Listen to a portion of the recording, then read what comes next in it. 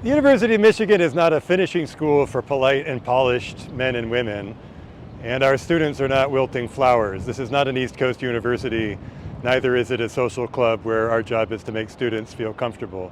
Our job as educators at the world's leading public university is to challenge our students and to make them ask and answer hard questions that matter in public life. So the idea that our graduation ceremony should be, sentimental, cloying, nostalgic, that's unbefitting to a public research university. Our job as public educators ought to be to send our students out with a strong sense of vocation to go out and tackle the most pressing challenges of our time. That's what I was trying to do on Saturday. I'm surprised, certainly, yeah. The talk, as you will have seen, was a kind of a partial tour through the history of activism here in Ann Arbor.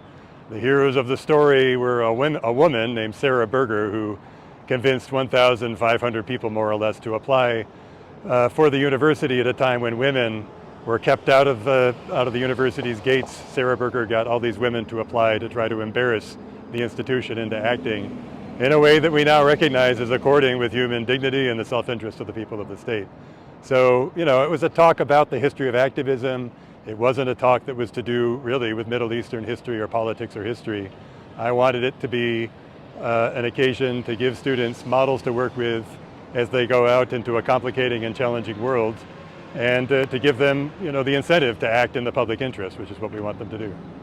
No, I started that part of the talk off. It was only, a 3-minute talk. I started that part of the talk off by asking students to sing for Moritz Levy, who was the first Jewish professor that we know of, appointed in 1896 as assistant professor of French. And I described how in the early 20th century, thanks in part to Moritz Levy, the university became a refuge for Jewish students from the East Coast who were barred from private institutions because of their religion. The point is that this institution has been proudly allied with the interest of Jewish people in this country for generations and generations. And I tried to honor that in my talk as best as I could. Wow. Given all that you said and you see the reaction, last question, is there anything you do differently now?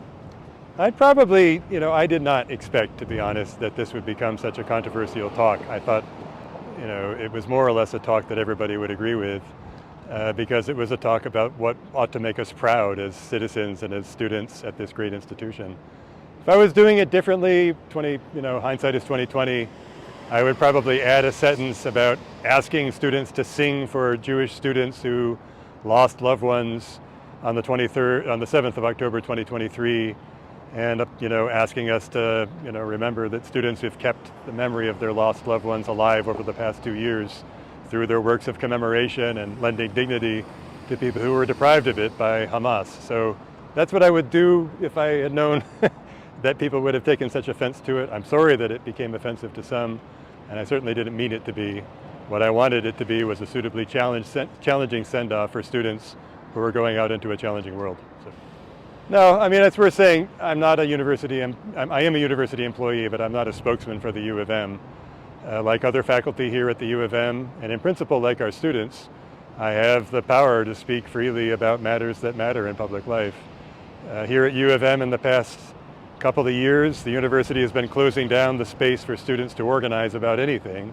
It's much harder to get a permit to assemble on the Diag than it used to be. It's much harder as a student to do the sorts of things that activists historically have done to call attention to injustice in their time. The university has criminalized or made it very difficult to act in ways that run counter to how the university defines proper conduct. This has never been a university up till now that has been so strictly scornful of students' activism. And the reason I gave the speech in the way that I did was to ask us as an institution and to ask the students as graduates to honor that as an intrinsic part of who we are.